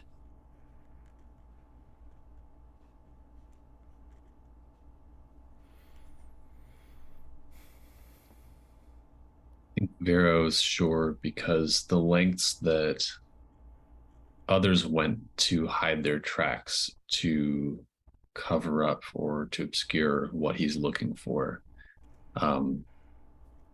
It can only be in a place like this. It can't be kept in a normal archive or a private library. This is a special place that you only get here if you're really meant to. And Vero dreams of realizing this, of finding this, and it's not sure if it's that he's dreaming it or if he's willing it. He's convincing himself that he's meant to. But either way, he has visions and dreams of finding what he's looking for.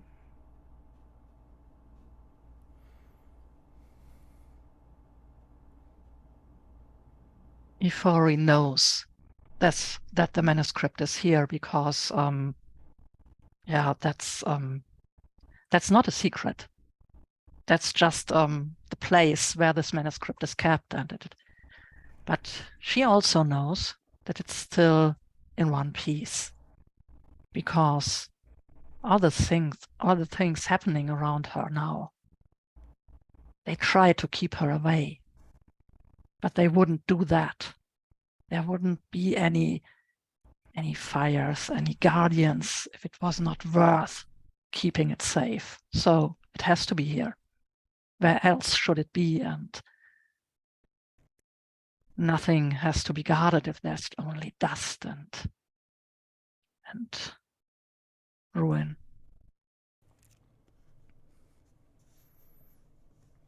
Indeed. Elisio is sure that what he's looking for is here because the Countess told him so, and he feels he trusts her, for better or for worse.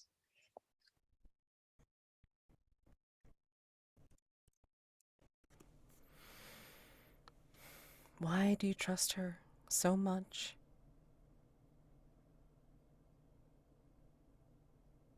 I guess the only reason would be that he loves her.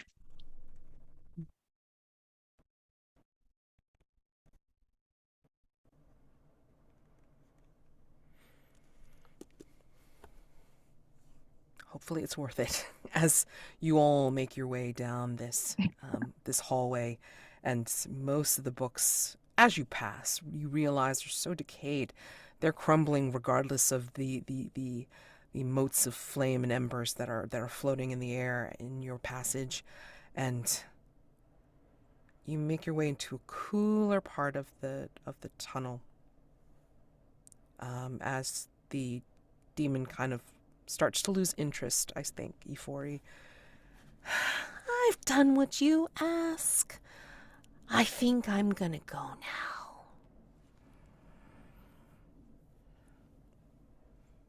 Darling, you have been a good servant to me. And you've been a good servant to me, too. Oh, just wait. I just need one more thing. I just need to check this one thing, and then I will become the master of you all. Secrets upon secrets, as it dances on its hind paws and swirls away in a tongue of flame. And you find yourselves alone in, after that whole flame show, it's like you feel like your eyes are starting to adjust to the dim light again, where it seems like it was plunged in darkness before. And yeah, just another hallway that seems to be littered with books, but obviously not damaged now that the flame wind is gone. What? I'm going to ask. Among you all, looking at your drives, what is the one subject that you think your drives have in common? As you find yourselves in this different location, this different section of the archives, what is the one subject your drives have in common?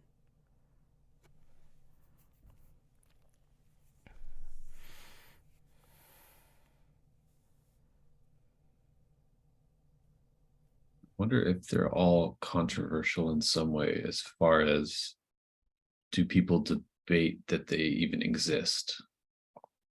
Is there really a forbidden festival? Are the whatever is the discoveries from ancient Kaldor, are those myths? Are they true?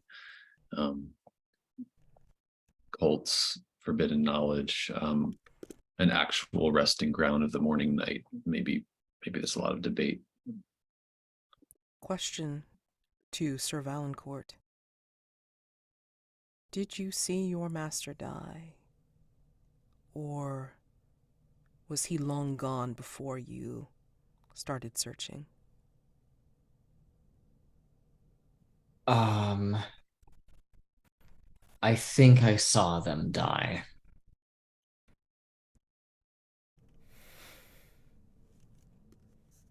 What happened? Why? Why don't you know where he's laid to rest?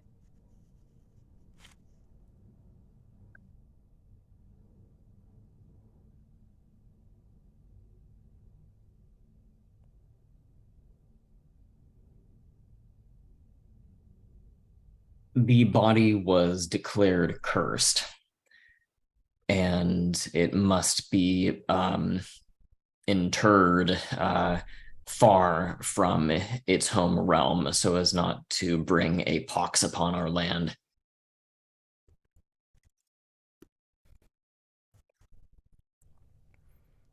Did it work? So far.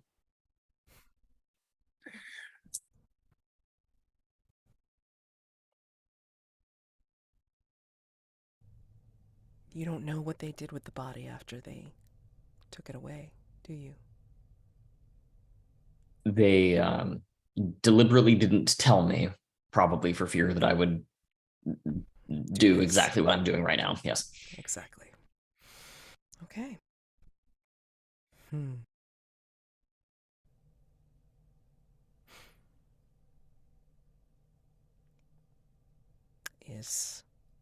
Are these things actually, do these things actually exist? Would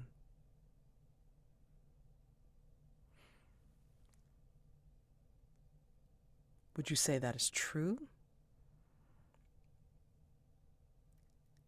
Ifori, your discoveries from ancient Kaldor, are you trying to be the first? Or are you the confirmation? Are you the trying to be the authority? Which is why you're trying to publish. Yes, I know that's what everyone else thought about this is not 100% right. I know that there was a mistake with what everyone else believes. And I just need this one manuscript. I just need to read this one paragraph to just confirm it. And then they will all see how foolish they are and how wrong they are.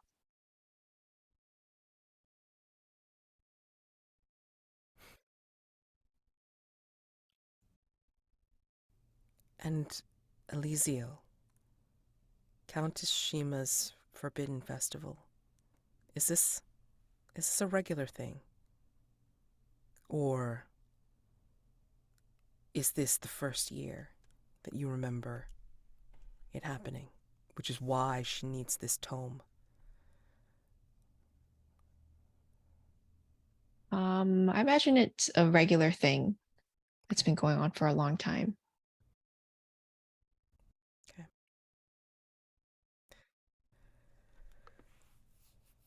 I'm going to, you know what? Just for funsies, and this is not having to do with any ruin, it's just a roll that I need, okay? Can everybody give me a ruin roll, please? Your ruin does not go up when I do this. Again, I just need a randomizer.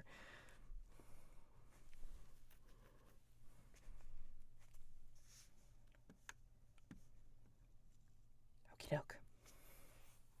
Alrighty. So, I'm going to say, Sir Valancourt, if you end up being in front because you were protecting Elisio from the falling books or the flames and all this kind of such with your shield and sword, I think when you stop in this more darkened hallway of books still, I think there is a strange shaft of moonlight coming from somewhere, which is strange because you seem to be underground and it just seems to be lit up from somewhere. And a single book falls from the shelving in front of you. It is old, it is slender, and it has strange symbols written on it, or scribed into it, or scratched into it. And it seems to list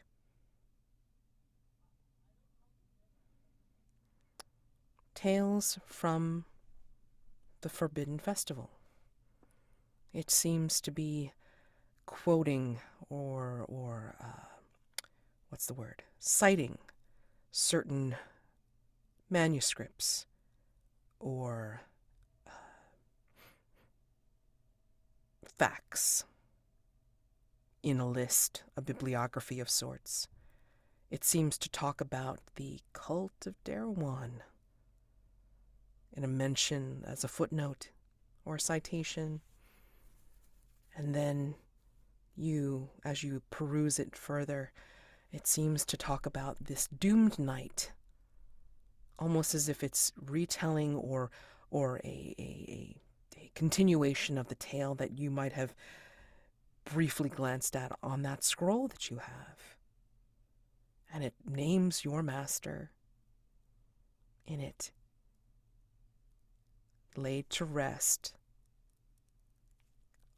And then it supposedly goes on to the next page. But when you turn the page, it goes on to something else.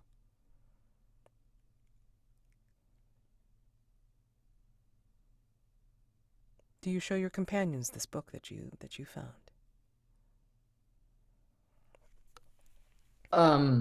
If I know that those things line up with their drives, then I would. If you think you all would have mentioned some things amongst yourselves as you traveled to this place, then sure. Then I would say yes. This book itself has a title inscribed Sir on it. Valancourt, Go ahead. sorry.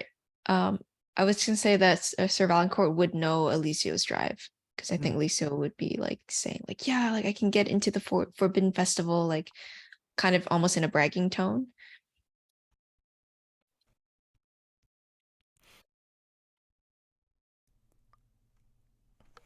Yeah, so I would go ahead and probably be showing it to at least Elisio, and then if anybody else has confided their drive to me, then I would do so as well. Yeah, I think Ifori doesn't talk about anything else than her great work. I think Vero's, you've probably heard Darwan, but the more you hear about it, the more vague it is. It's sort of like, oh, well, it's kind of a place, but it's also, maybe it's a person or maybe it's a philosophy. It's very culty and metaphysical sounding, and you don't really know what he's talking about, except the name. This book seems to share a lot of details about each of the things that you're concerned about, but it doesn't go into it with any specificity. If you're trying to find it, it trails off without telling you where. If you're trying to locate or trying to get a handle on where something is, it again trails off. And it will explain by explaining too much and not at all. And that is the title that's inscribed on its spine in shaky letters of the common language, which is a book of explanations. Upon seeing this and hearing Sir Valancourt saying that it seems to be motivated towards your particular drives, I ask each of you, and this would be an answer to the ether. Why do you deserve to keep this book and not your companions?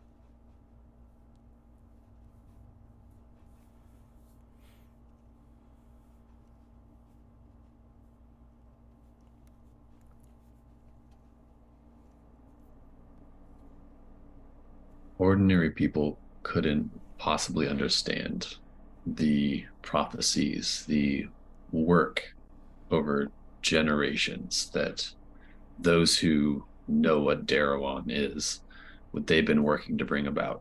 And it's just above their understanding. So of course it should go to someone who stands to carry on this great work, has real potential.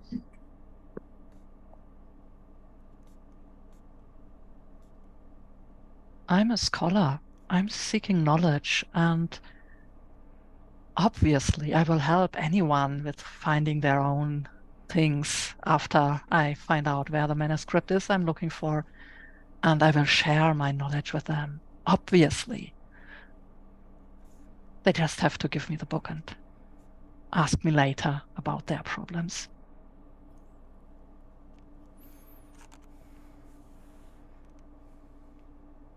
Well, Valancourt is my bodyguard, and he's the one who found it, so technically it belongs to me.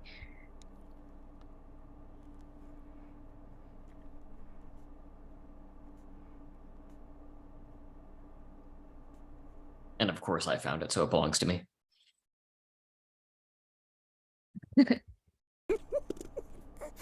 Love it. Love it. And I think that as you're looking through this book and trying to see if it has any more secrets that it contains, I think you will see that the tunnel, like a tunnel, begins to be illuminated where this shaft of light had fallen, and then the book of explanations had fallen. Then you see beyond it, and you see that there is an entryway of sorts that seems to lead upwards and around.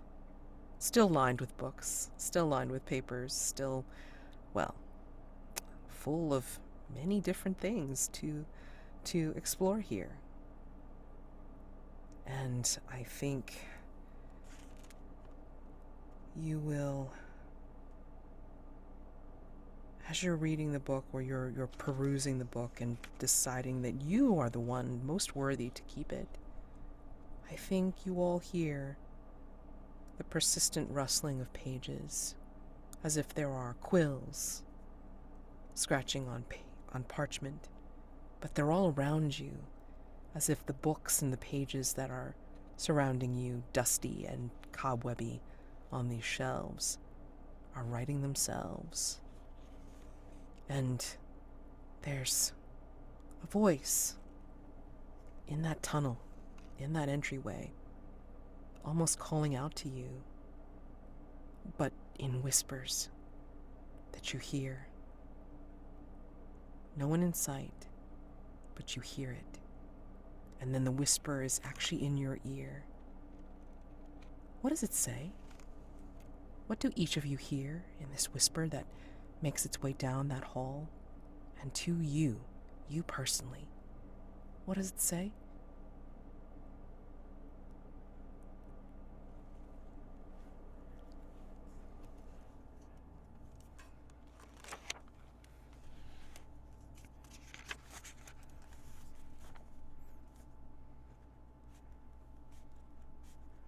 Vero hears. You are but a vessel.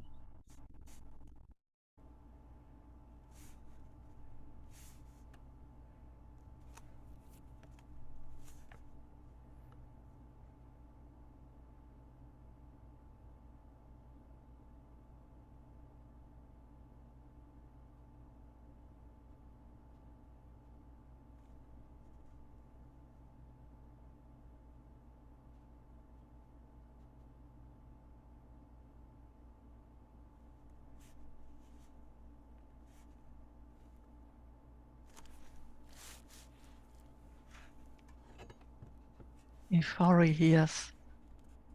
Ifori, mistress of the dark arts, feared in all the lands.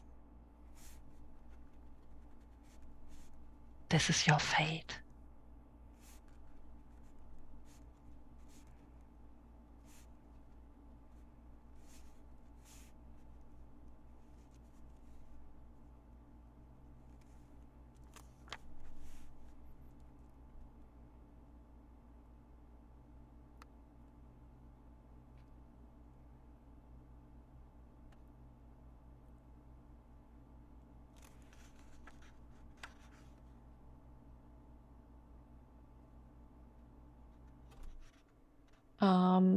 Elisio hears, if you give her what she wants, she'll love you back.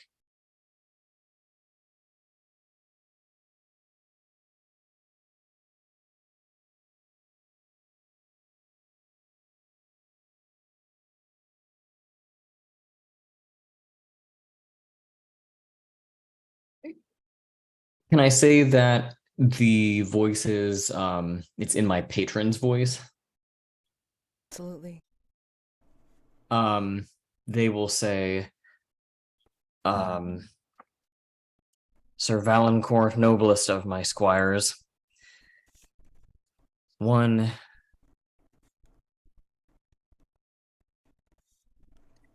of your party already knows where I rest.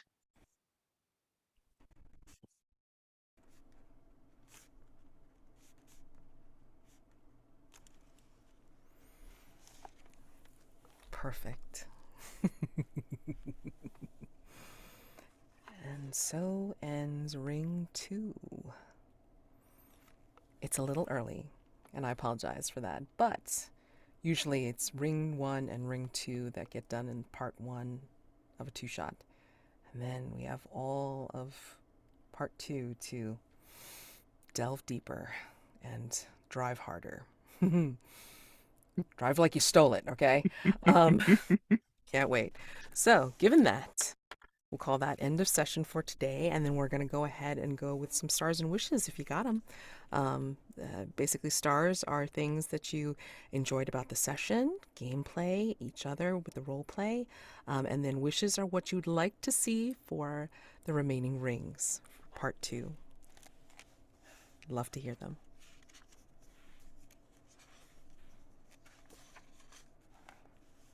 Actually, you know what? I'll start. So this way, it's like I can get me blathering on out of the way. All right. So, stars.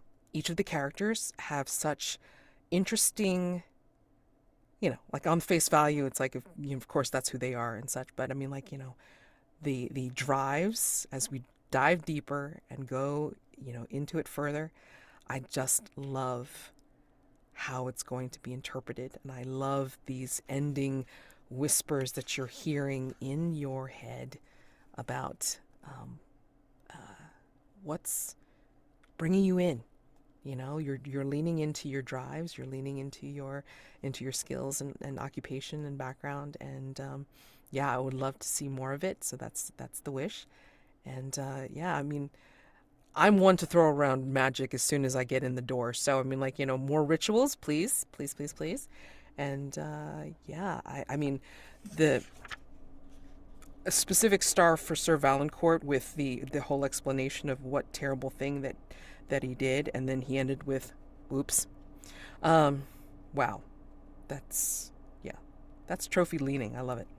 And then you all have little tidbits that I'm going to enjoy trying to bring back, whether it be Ifori's doubt, Elisio looking for love and a golden ticket, and Vero. I'm going to be very curious about the start of your journey as a pilgrim with that forgotten saint and how it led you to Darwan. So, lots of fun.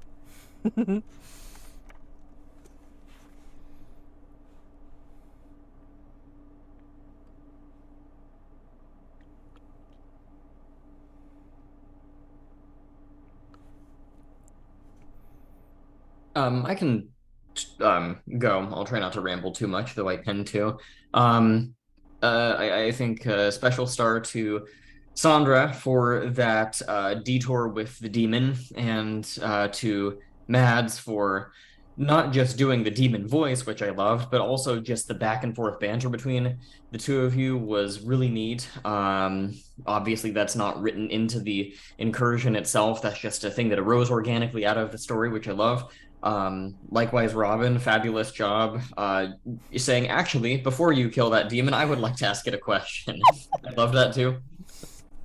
So that whole scene I really enjoyed, watching the play between the three of you.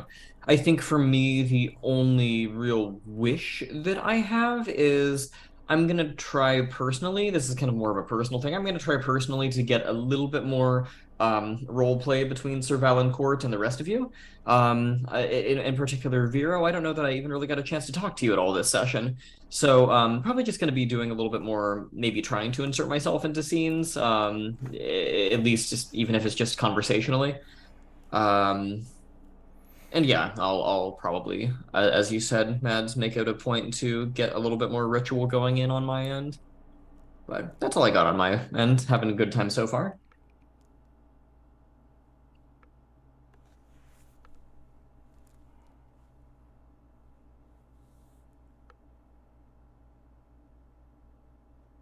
I'll add stars to everyone for the ways that we've been looking at each other's drives and like looking for connections and kind of the collaboration. That's what it's all about. Like echoing up what's been said so far, really, really fun characters and a lot of really, really fun motivations kind of under the surface. So I like that we've taken the time to kind of set those up, competing drives and that kind of thing. And also I just always love the absurdity of different characters. So I love Stars 2 sort of Valancourt with the like, I'll draw my sword and like maybe I'll summon my steed, and like you're in this cramped library. Like it's probably the best thing for other situations, but really impractical. Again, yeah, summoning a demon in this place, just going right into that. Lots of fun. I would add wishes. I have a similar one actually. I think I've been, new group, you're kind of feeling it out, and I don't want to like jump in too much and be like, I know, here's an idea. But I would like, it's Trophy Dark. I would like my character to get ruined. I'm all for doing more rituals. I have some really fun ideas for where I think Vero thinks he's going, and I'm looking forward to that. So yeah, I would just a wish in general. It's a two-shot. We could be more reckless if we want, and jump in there, try the worst things, and enjoy it. So looking forward to that.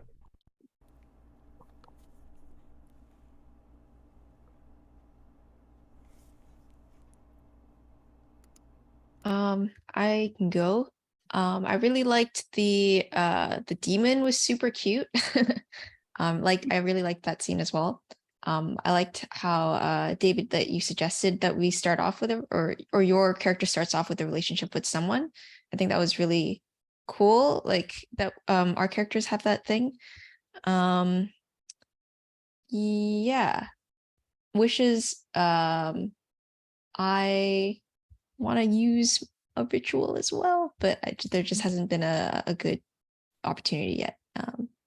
Yeah, and I also think, I don't like my character as a person, and I kind of just want him to get into the worst situation possible, so that would be great.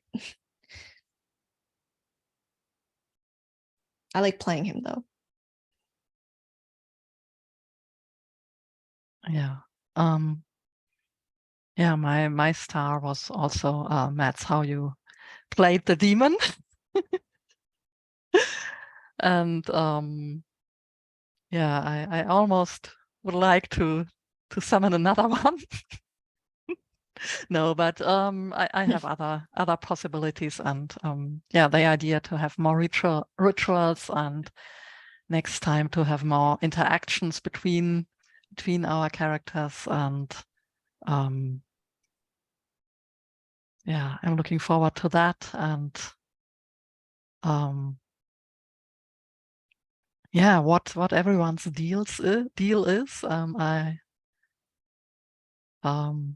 yeah, I'm looking forward to that, and I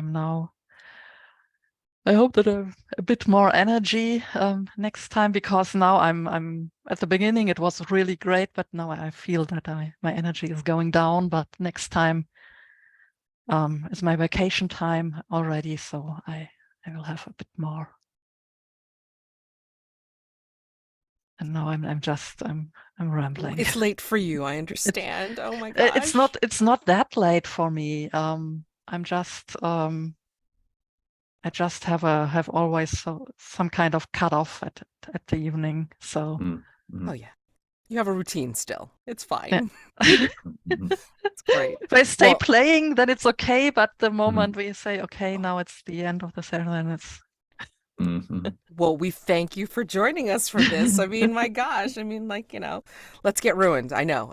Like, Yeah, it'll be full of more stuff. And one more wish for me is to allow you all to make more space for role play, for sure. My apologies for like trying to like railroad you through the first tunnels. I apologize. I try to get better at everything all the time, and unfortunately that's everything, and not concentrating on each piece. But yeah, I mean, like, I'll know for next time to improve upon that and allow you again more space to interact with each other. I mean, that's very important, especially because once we get down to more ruin and such, I mean, it's gonna be great with contest rolls. Yee! Excited. Hoping for that. So another wish. yeah. Yay! There's a small book to get our hands on. Yeah. Yeah. Right. So, if there's nothing else, let's let Sandra get a little shut eye, and the rest of us like enjoy our week and have it happy gaming. If you have more games on the docket, I'm taking a break because I've been told that I'm suffering burnout. So it's great. Yay! Yay breaks. Again, so have a great week, guys, and I will see you next time to complete and see how you do getting lost to the forest. Can't wait. Bye. Thank you. Good. Bye, Bye. Everybody. Take care.